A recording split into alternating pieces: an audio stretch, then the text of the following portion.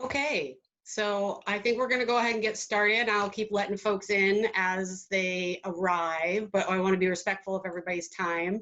So for the folks that are on right now, I just want to say welcome to our third Navigating Online Sales webinar. We're here with the Hawkins Family Farm, and we're really thrilled to have them be able to present today. I am Jessica Murnane. I'm with the Hoosier Young Farmers Coalition, and I'll be your host for this lunchtime session. Before we get started, I just want to thank our partners on this project. Both IU and Purdue have been instrumental in getting this up and running and off the ground, as well as our grant from SARE. We wouldn't be able to do this without them. So all of those folks have been really integral to making this happen on such short notice and turning it around nice and quick for everybody. As we get started, I wanted to let everybody know that we are recording, so we ask that you remain muted for the first half of the presentation, and then we'll take ourselves off mute when Zach is done presenting, and we can have a conversation and a dialogue and ask questions. So without further ado, I'm going to go ahead and turn the presentation over to Zach. All right, thank you, Jessica. Yeah, thanks for hosting this, for asking us to be here. This is, we're all figuring this out together right now, and so things like this are really valuable, and we're appreciative of that. So I'm Zach Hawkins. This is my dad, Jeff. He's going to sit here for a little bit and then maybe go give my kids some lunch. So we'll see how this goes. But and we're from Hawkins Family Farm. We'll just jump right in here. I'm going to do a really quick introduction of the farm before we talk about how we're selling online. But we are a 99-acre farm in Wabash County. My great-grandparents, pictured there, John Leo and Velma Hawkins, bought this farm in 1957, and that was kind of toward the end of their farming careers. They had been farming rented land in the southern part of Wabash County for a long time, saving up their money, and then they purchased this place. And today my dad and I are the primary farmers, along with a staff, an invaluable staff. Couldn't do it without them. And together we all raise cattle, hogs, turkeys, broiler chickens, layers. That's all pasture-based livestock. We also do some small grains like oats for oatmeal and wheat for flour, and then garden produce as well. And we're selling these products. Well, before the pandemic, we were selling to retail, mostly through CSA. And then also probably 30–40% of the business was wholesale to pretty much to restaurants, small farm-to-table restaurants, and an institution or two. But that all dried up with the pandemic, all but dried up, I should say. There's been a slight trickle. And so we've spent the past months pivoting all of our sales to retail customers. And that's kind of what we're going to talk about. So when that happened, when the stay-at-home order was issued, we were running our like a spring meat CSA, which is a pretty small membership, but we were basically selling meat out of the freezer to those folks. So we had that stream, but in the winter months when we don't have a lot of produce, but we do have a lot of proteins, we in the past counted on restaurant sales. So we knew that we had to make some changes pretty quickly. And one of the first things we did was to reintroduce an online store when we began to see interest growing in our small on-farm store at the beginning of the stay-at-home order.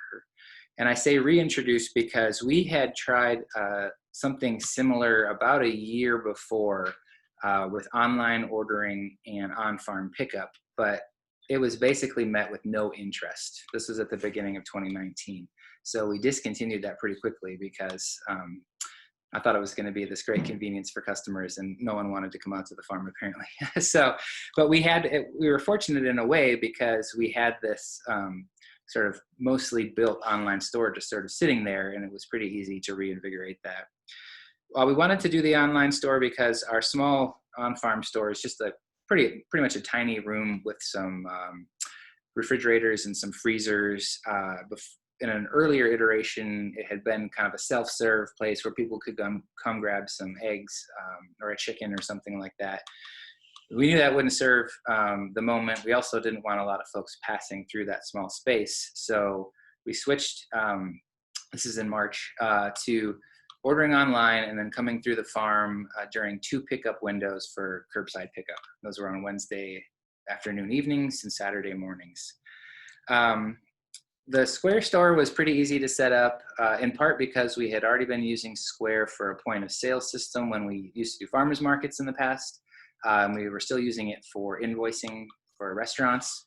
And so we had all the items and pricing plugged in. And then, like I said, we had the store built, so I had to go in and tweak it, but we weren't starting from scratch. And it was met with, it was popular. I think people were ready for it. Certainly their eyes were being opened to local food.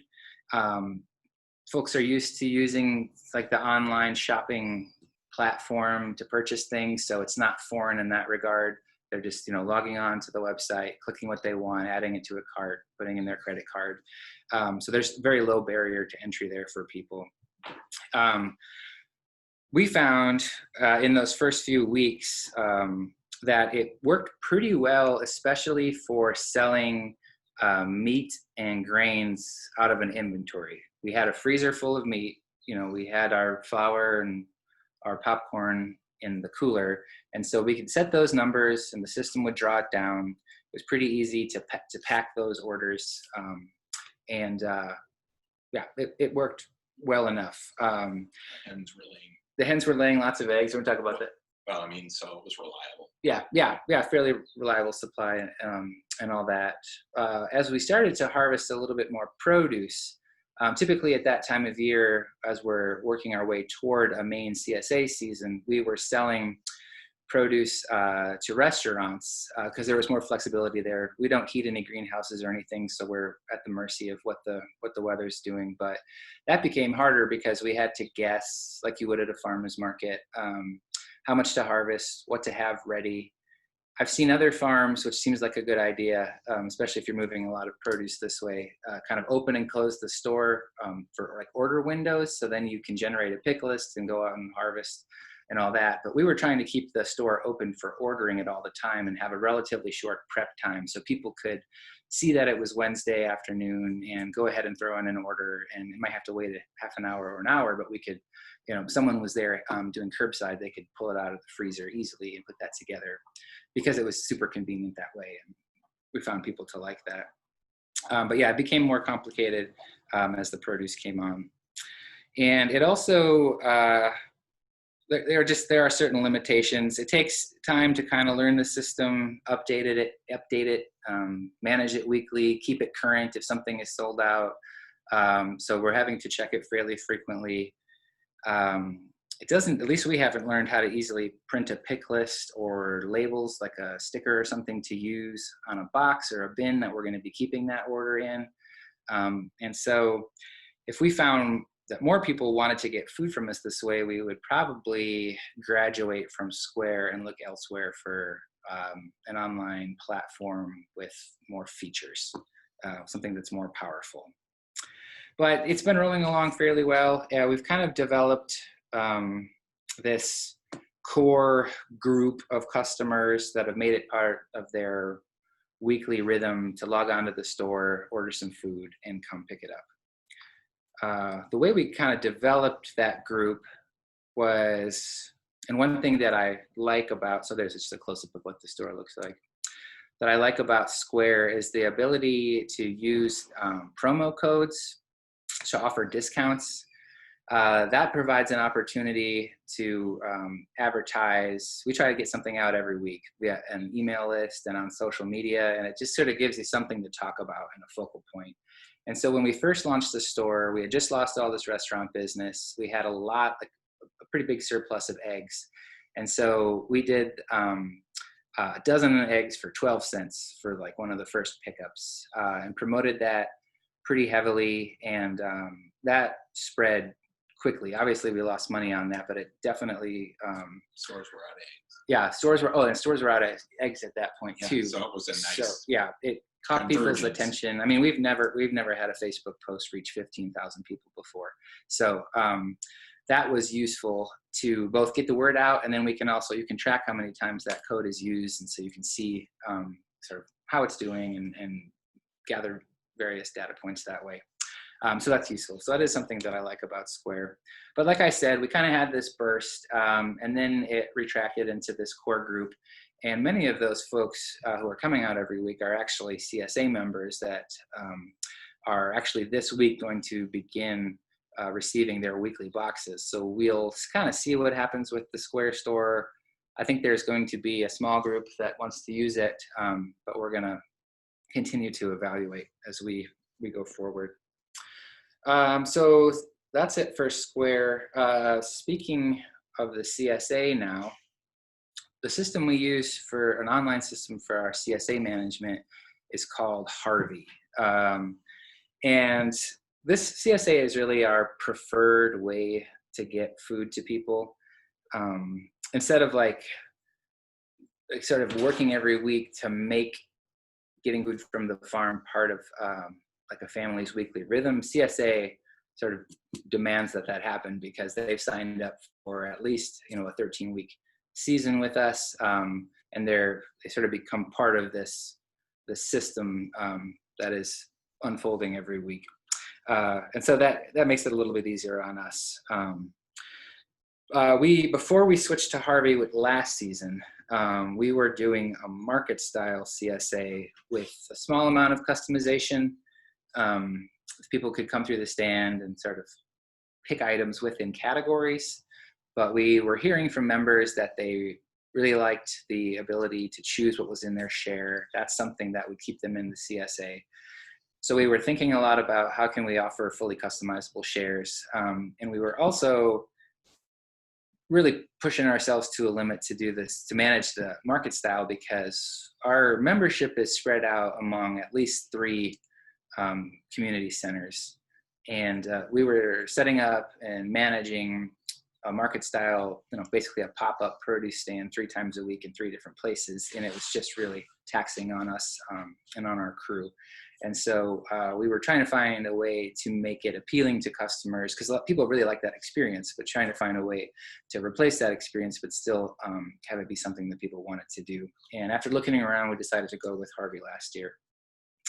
And so we've been through a season. Again, we were sort of fortunate to have a season pre-pandemic to figure some of this stuff out, and then to be poised to offer it as interest is increasing. But compared to Square, Harvey it's designed for farmers, so it's definitely easier for us to use as farmers. It does require a little bit more from customers.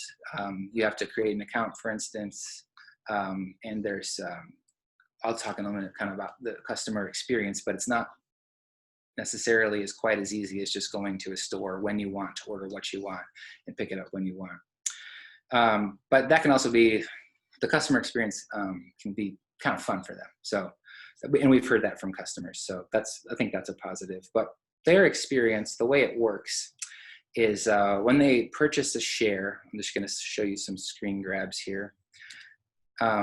First, they select a main share. They have to select a main share. We offer 2, either a meat share or a vegetable share. And of course, they can get both if they want.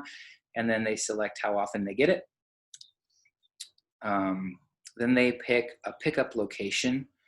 And this is kind of their main pickup location. But within Harvey, they can change that week to week if they're going to be closer to another one. And another reason we were interested in Harvey is that we're looking pretty seriously at offering home delivery, and Harvey is kind of set up to make that easier for farms as well. So they select the pickup location, they choose a payment plan. Something else that Harvey offers that has made it easier for us, they still have the option like a traditional CSA to pay everything up front, but there's 2 different plans they can also select, which makes it easier. Then once they've purchased the shares and they're in the system, they go through and rate all of the products that we produce. And this is what gives the Harvey system information to build boxes for them. And it also becomes kind of like a little game for the members. They've got this smiley face array here, and people just go through and tell the system how they feel. And then once the season starts, they're getting an email every week with a box that's been made for them by the system, and they have an opportunity to log back into Harvey and swap items out and purchase extras before the customization period closes, and we go to work gathering all their things. So that's really briefly what it looks like for customers. On our end, this is a little bit, this is kind of how the week unfolds. Everything begins with a harvest estimate. So for my dad, who manages the livestock side of things, he's in the freezer looking at inventory, in the cooler looking at egg inventory, that sort of thing, figuring out how much product we can send to the CSA. I'm on the produce side, so I'm doing a field walk and trying to figure out how many bunches of radishes we have this week, and so on. We upload that into the system. This is typically on Friday or Saturday morning for us. And once we launch that delivery, the system goes to work, the algorithm, matching our harvest estimate against the preferences of our members and creating a customized box for every member and spitting out that email that lets them know they can start making swaps if they want. So they get that email, and once the customization period closes, then they can no longer make changes, and we're able to print off a pick list that tells us, exactly how many bunches of kale to get, exactly how many pounds of carrots, how many chickens, how many dozen eggs. And we appreciate that because we've eliminated pretty much over harvesting during the main season, and I'm not spending a lot of time on that.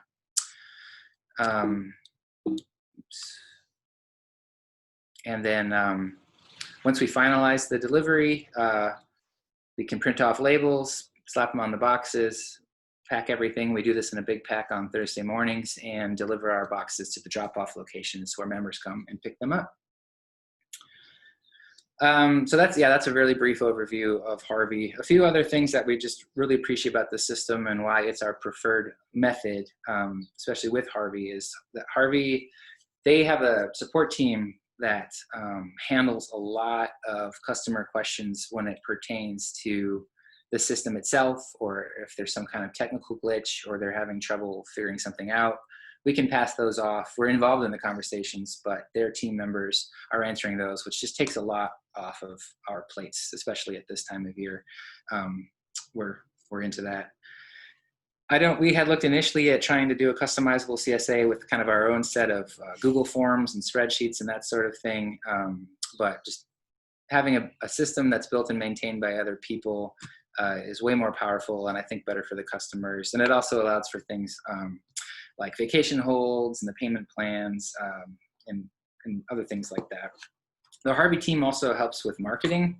They help us put together like drip campaigns for email and putting together social media images and things like that. They have a team member that's focused on helping farms set up workplace CSA and other things like that. So they're obviously incentivized to help us sell more shares, and they take that pretty seriously. Harvey also allows us to include extras beyond what people are purchasing in their shares. And so for a farm like ours that produces a lot of different products, and also we've gotten more into aggregating other farms' products and local produce, especially local producer products. This, we're kind of already guaranteed a certain amount of income per week because the members have signed up. That's at the basis of CSA. But this, once they're in the system and swapping out their items, it also mimics an online shopping experience because they can grab a pint of maple syrup or some kimchi, or maybe they didn't want to sign up for a dozen eggs every week through an egg share add-on, but we always have eggs, if the hens are laying, available to just add that week into your share. And so that's been a nice little boost every week too. We used to try to replicate that by having a CSA pickup at a farmer's market and then selling extra off there. But that, of course, is somewhat uncertain and requires a lot of labor time and resources to set up. This is already just part of our system, the CSA system every week. It just shows up in the pick list. And that's something that we've liked about Harvey. Along those lines, there's also a program called Harvey Farm Stand, in which people basically they just enter an email address and subscribe to the farm stand. And the way that works is if we have extra product, when I'm building the delivery, I can just say I want to sell more shares this week. And the system will build a share for anyone who has subscribed to the farm stand and say, hey, you know, you're not a member, but you can get a share this week if you want. And if they want to buy it, they can just click through and go through the whole process as if they were a CSA member. And we just see a little boost in our box count that week. So again, it's not a lot of extra time and effort on our part, but all of a sudden we might have 5 or 10 more boxes going out that week or more. It's also the lack of commitment there helps bring some people into the system. We do see a lot of people trying that for a few weeks and then just signing up to be a member. So it's kind of a nice foot in the door that way. That's about 20 minutes. Do you want to add anything? I do, actually. I agree with absolutely everything Zach said. There are so many advantages to having somebody else not only do this, but continue to think about it and refine it, and and so forth. So that way we're allowed to do what we really want to do, which is farm. That's first. But secondly, both the Square Online Store and the Harvey system let you get paid right away. Yeah, that's right. And I have to tell you that, especially with some wholesale markets and restaurants and so forth, and even we have one CSA customer that just stopped paying us in October of 2018. And we, what do you do? I can mention really quickly, that was with the old system. That was with the old system. With Harvey, when they wrote us a check every month. That's right. Yep. Credit cards are automatically charged, which is nice. Harvey is the credit card processor. And then if there's it's in the rules, but if they miss 1 or 2 or the credit card's bad, then they'll stop receiving a box every week. So that's kind of a built-in, which is nice. And often the Harvey people are working with the folks to update their credit card, not us. So that is all just happening in the background. Right, but the best thing is that that it costs you. I mean, they take their fee, but money shows up in your bank account every week. And you're not sitting at a desk, stamping checks and filling out deposit forms and making a trip to the bank and going after people who haven't paid yet and resending invoices. It just happens. And I have to tell you that for a farm our size, that's a major gift. It's a major gift. Yeah. So we can stop it there and open to questions if any have come in, or we could keep talking about Harvey or the comparisons. No, Jessica wants. Oh, there we go.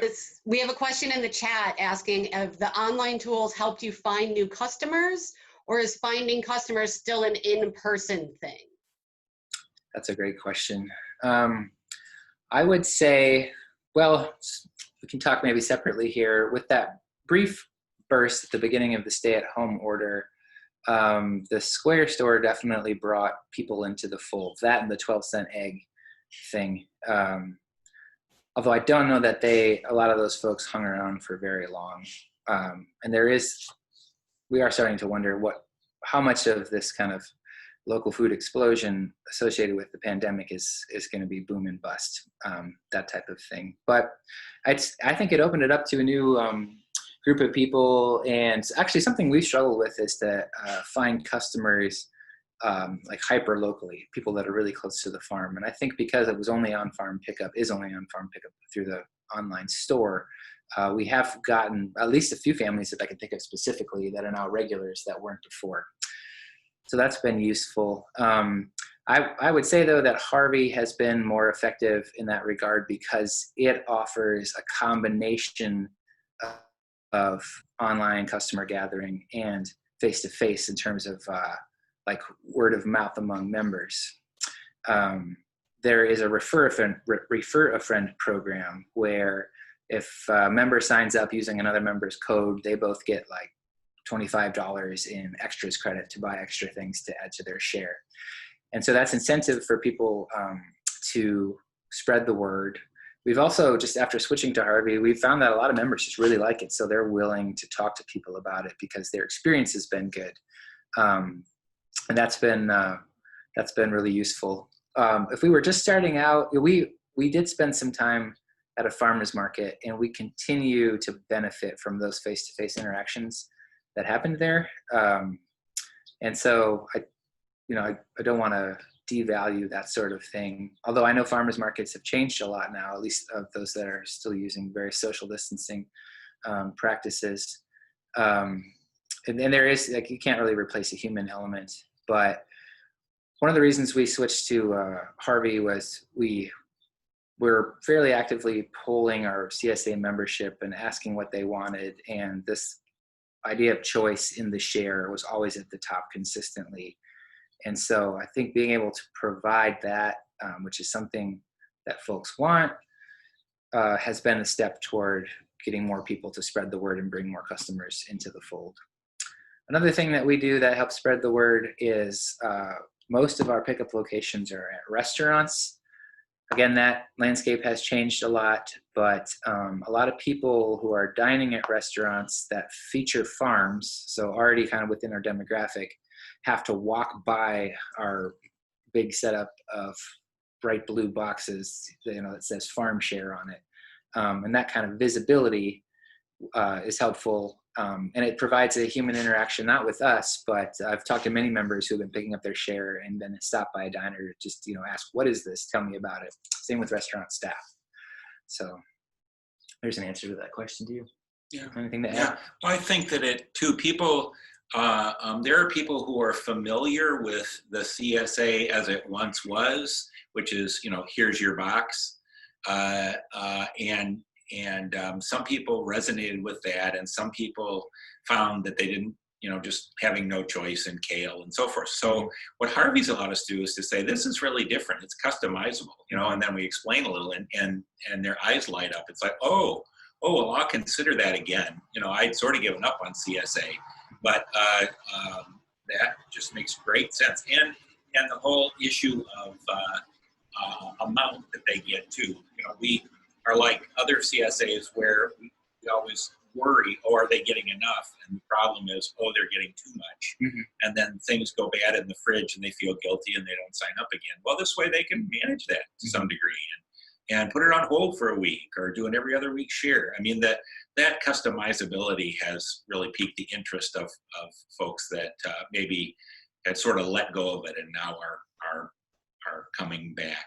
Yeah. And the pandemic, that I have to say, really, when we did we're able to pivot pretty quickly to curbside. Mm-hmm.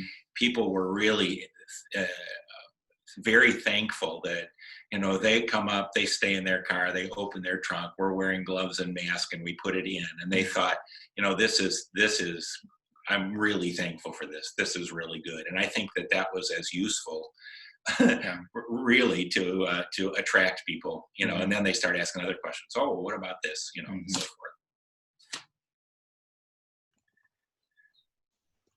Thanks, you guys. We've got a lot of questions popping up in the chat. I don't know if you can see it, so I'll just go ahead and read them off to you. That'd be great. I'm looking at it right now. So you talked a little bit about how your customers responded to the online tools being excited, but did you have anybody that was hesitant to use the online tools and make that switch, and how did you navigate that? We had, I can think of one, two. Sue Bailey. Oh, that's funny. Well, okay, there's a couple versions to answer that. One is the person who was a longtime supporter. I mean, still is a supporter, but basically started when we did U-Pick. This I'm not talking about Mary. Okay. Yeah, this is a different family. Okay. But what kind of said at the end of the season, I just don't like Harvey. She really, I think coming through the stand with the vegetables out, and of course, we're standing there, we're chatting. That was a big part of the service that she was purchasing. And so we talked about that a bit, and it's something that we've learned over the years is that what we do definitely isn't for everyone. And it was hard to say that to her because this is like a woman, that would bake cookies for us and bring them to the pickup and that sort of thing. But given the overwhelming response of the rest of the folks, we kind of had to say, perhaps there are other ways that you can support us and support other local farms. So there was some degree of that. there was also what Dad's talking about was there are some folks that we've had a lot of iterations of the CSA. It did start as a U-pick where people would literally just go out in the garden and like pull up whole kale plants because I didn't know they were supposed to cut the leaves and things like that. But this one woman has been with us since then. She's 80 some years old now. She still manages to sign up, but sometimes using the system is difficult for her. So especially since she's been with us so long and as a family friend, I just had her started emailing me what she wants, and I just go into the system because we can go in and impersonate anyone. And I just sort of do that thing for her. If there were a lot of folks doing that, obviously we would have to figure it out. But our general customer really is skewing towards someone who is online. They're getting a little bit younger, I would say. Young families, not everybody, but young families, is looking for convenience, but still wants to support local food. And so they're using other services. They might get some of the meals in a box. I know a lot of folks are using Market Wagon and have referenced that when we said we're thinking about home delivery, but we've got people saying, when is that going to happen? We would use that service. And so we sort of had to, at one point, decide that's the way that we were going to go. But it was a big change, and we had to ask a lot of people who had been with the system for a long time to make that change, but also knowing that they had essentially asked for it because we had been pulling them for a few seasons.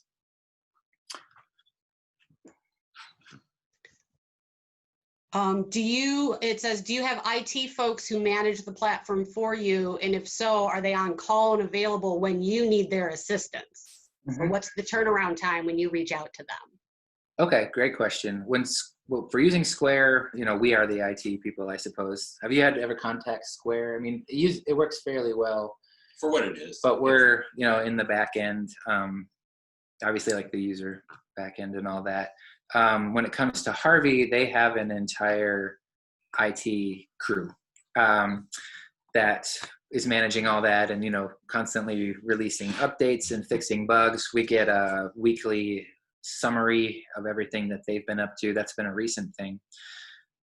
I will note that when we joined last year, we were, I don't know the number, we were kind of probably like the second wave of Harvey Farms. We weren't the pioneers or any of like the test groups. And I don't know if we were quite the early adopters, maybe like the end of the early adopter wave. And so the response time for their customer service was amazing. You pretty much go over email right now when you have like some kind of request, and they were back,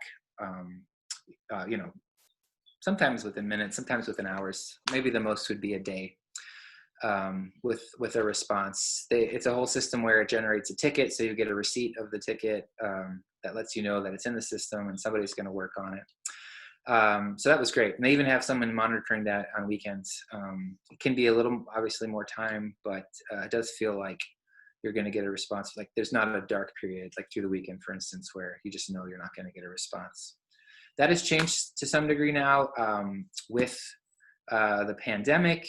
I think a lot of farms needed to change the way they were selling food, understandably, and they had a pretty massive push of signups and were for a time overwhelmed with the amount of like bringing people into the system and then answering the questions. So we have noticed a lag in response time there, but they are actively addressing that, including making a bunch of new hires, both on the IT side. They brought in a guy who's kind of really moving the system forward over the last maybe month or two in a way that we hadn't seen before in the last year. And then also on the customer service, like I'm dealing with newer folks who are like responding to the various requests of like changing the share or doing that. And so they are working really hard, I know, to respond to that. And it's still fairly quickly. I can still expect to hear back within a day. If it's like a really complicated request, it might be a little bit more than that. And often it's within hours. Like even for this, typically you have a point person, but ahead of this, just yesterday, I emailed Stephanie and was like, hey, do you have any like prepared slides I could look at for a webinar about Harvey, and she shot me a link really quick. They've also got a really extensive, they call it Harvey University. There's a bunch of help docs that help. So I feel like even though it has slowed down, they're still there for us, and they're working on that. You feel the same way? I pretty much manage all that stuff. But. Yeah, you're more conversant with it, but it seems to me that they are very resourceful, and they are very much want to serve the farmer. And we make use of them. There's a lot of stuff that I could maybe figure out, and I don't want to send them like really small detail type stuff, knowing that they have a lot of work to do. But if it reaches a certain point, I just pass it off, and they get it done.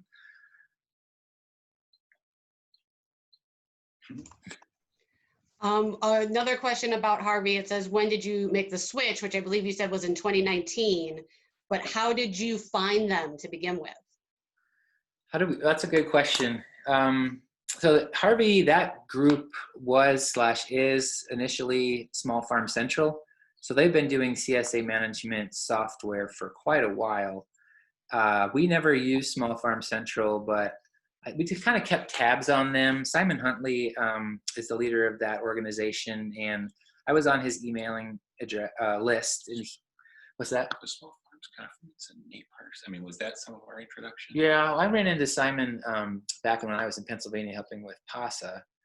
So anyway, that was on our radar, and I really was appreciating, so he'll like send out occasional blog posts and newsletters, and I was really appreciating what his comments on moving CSA forward. It was becoming evident that the kind of the traditional model had perhaps found the customers it was going to find. Certainly true in our area, where it's still like a novel concept to people.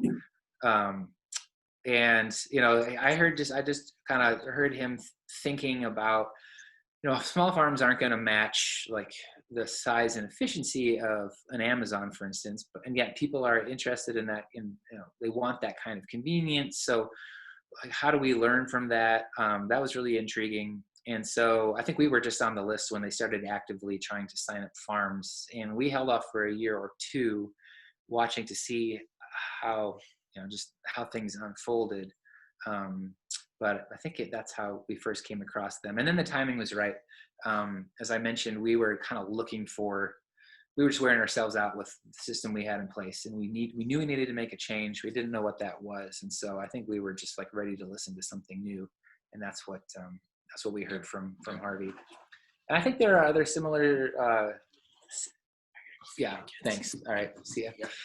Systems out there. I see I can't speak about them, and I think there's more webinars on them. I see other farms in our area using like Barn to Door and Local Line, so I'll have to tune in to learn more about that kind of stuff. But we just see ourselves as a CSA farm. We want to stay a CSA farm, and so I saw in Harvey folks trying to bring the best parts about CSA to meet customers where they are now.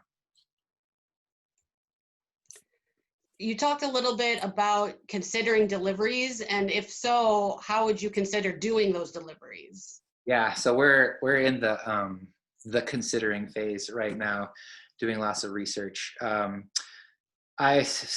there's another nice thing about Harvey is there's an active Google group email listserv of Harvey farms across the country. And so there's a lot of conversation between farmers who are doing delivery and those who want to about what roadblocks they've hit, what's worked, what hasn't. I've seen a lot of farms trying to do the deliveries themselves, which I'll say up front, I'm not really interested in just because we have enough to do here. But the way that would work with Harvey is you can basically export from the system a driver's report, and they've made it compatible with an app called Road Warrior, which I guess is used to route delivery routes. And so you can plug that into the app, and that will make a route for you. And then it's up to you to figure out, how you're going to package, how you're going to leave on doorsteps. So you're going to ask members to leave out coolers, that sort of thing. You can also hand that off to a courier company, which we see other farms doing. And Harvey is developing a list, I think, of couriers around the country. So we're kind of looking now at two avenues. Haven't made any decisions, but we've been in conversation with a courier company that basically we would it would kind of function like one of our drop-offs. It would just take all of the home delivery boxes to their main site, and then it would be on them to take them that last mile to the customer. Although we probably would still have to figure out what that would look like from the customer's end, and how are they alerted and things like that. We're also looking at partnering with more of like it's called Waiter on the Way. It's in Fort Wayne. We've talked with them a little bit. This is all still in conversation, but it's kind of like an Uber Eats or DoorDash, where they've got drivers. So their main business model is someone goes to their website, orders food from a restaurant, and then they take it from there and like pick it up at the restaurant and take it to the person. And so we were kind of asking, like, could it work for us to take our shares already ordered through us, obviously, but to their location, and then when a member was ready to receive it at home that day, could they notify this service somehow and just have one of their drivers drop it off? Or could they function like a courier and have a route? So those are the questions we're asking right now to figure out how to partner with somebody else to deliver the shares. Haven't come up with any answers, because then there's a lot of other questions about what sort of packaging do we use, and is it something that can sit out for a long time, or do we need to get it in their hands right away? What's all that going to cost? So there hasn't been a lot of easy answers, which would be nice, because there's a lot of demand that we're hearing from our members, but we haven't yet figured out how to do that in a way that works for the fund.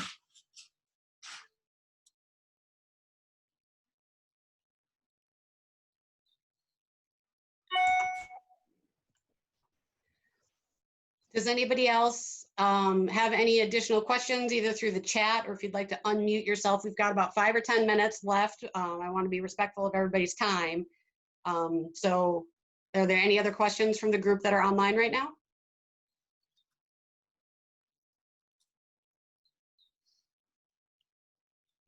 Yes. Hey, this is Liz. Can you guys hear me? Hey, Liz. Hey, Zach. How's it going? Good. Hey.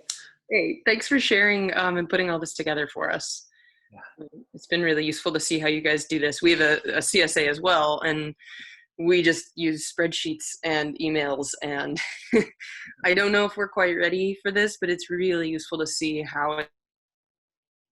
Thank you. One question that I had, if your game is, so this is like of your farm, and you're considering the deliveries. Do you have any thought, like what do you think the CSA and online platform pieces look like in, say, 5 or 10 years? Okay, good question. I broke up just a little bit, but I think I heard you say, what's the farm's online presence in 10 years, 5-10 years? That's the question of the moment right now. You probably gathered that I'm partial to using the Harvey system because it's easier for us, but I'm trying to remain open and kind of hear what customers are asking for and meet them there, because I think certainly if customers were asking for more of a quote unquote regular online experience like a Square store, I think we would be willing to put our efforts that way. But there's something about farming in this way and at this scale that suits itself to having this membership that supports the farm and develops a relationship with the farm. We're in CSA in large part because of the relationships, which that's why we got into it. And it's why we continue to be in it. But it's like, when you go online, it can be hard to maintain those things. That's harkening back to a question earlier. And just as a side note, something we're trying to do to keep those relationships is to be more active with our storytelling online. And then once we're able to gather in large groups again, we already host pizza nights on the farm, but to have more CSA membership focused events on the farm to get people out here to actually be in the place, see how things are growing. And that's important to us. But we also know that folks are busy. They've got a lot going on. And on a kind of a general week-to-week basis, people are really appreciative of being able to order their food online and either pick it up somewhere closer than the farm or have it delivered. But what that looks like in the future, I think, I don't know, we're gonna keep trying to see what people are telling us, but I do think that home delivery is a big part of that. Again, I don't know what the mechanics of that will be, but I have a feeling that our food will be getting dropped off at people's houses. I think that right now the Harvey system is web-based, so a lot of people are using like the mobile version on their phone, but I think it'll be app-based, actually relatively soon. I know that Harvey's working on developing that, but a lot of folks are kind of used to, logging into the Amazon app or whatever. And so for this, it'll just be their farm share app. And, rather than getting that email, it'll probably have a little red circle that says, here's the box for the week. Like, what swaps do you want to make? So again, just sort of integrating that into their lives in a way that's easy for them and then easy for us as well. So that might not be 10 years. A lot can happen in 10 years, but I think in the next 3 to 5 years, kind of this app-based, customizable box. That's what we're going to work toward, at least, and we're going to seek out as many people as we can that want to eat that way. And once we reach that threshold, we'll kind of have to learn what's next. Well, and I'll just do a quick follow-up to that. You talked about the storytelling piece, and that's something that we've been really struggling with as we're all behind masks at market. And how do you have those conversations? People don't want to linger, and we don't want them to, but we are, for the Young Farmers Coalition, we've got Sherry Duggar lined up to lead a workshop all about storytelling. We just set a date. We're just releasing that this week. So June 24th, if folks are thinking about, like, how do I tell my story? And she's great at figuring out how do you capture the meat or the juice of what you're doing and share it with the world. So she's got some tools for farmers and consumers, and that'll be just in a couple weeks. So look out for that.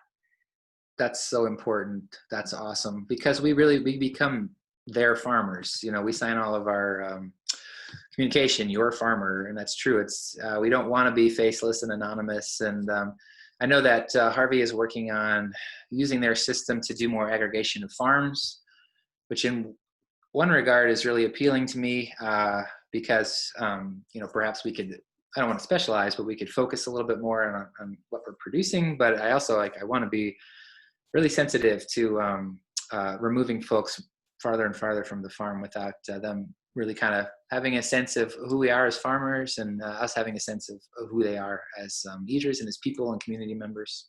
That's important.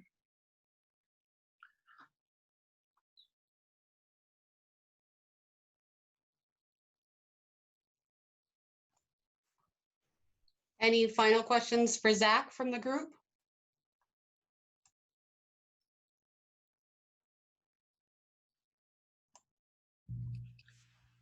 All right. Well, I just wanted to say, as a reminder, we did record this, and we are going to be hosting it up on YouTube and the Hoosier Young Farmer Coalition's website in the next week or so. This and all of the webinar sessions that we've been doing and will be doing over the next couple of weeks. So if you tuned in late or were unable to catch us live, you can watch it later, or you want to watch it again and get some notes on what Zach said. Zach, thank you so much for your time today. We really appreciate it. We know how busy the first week of June is, so it's doubly important that we were able to have you here today. So thank you so much for your time. And thanks to everybody for joining us and participating in the conversation this afternoon. Have a great day, everyone. Thanks, everybody. Thanks, guys.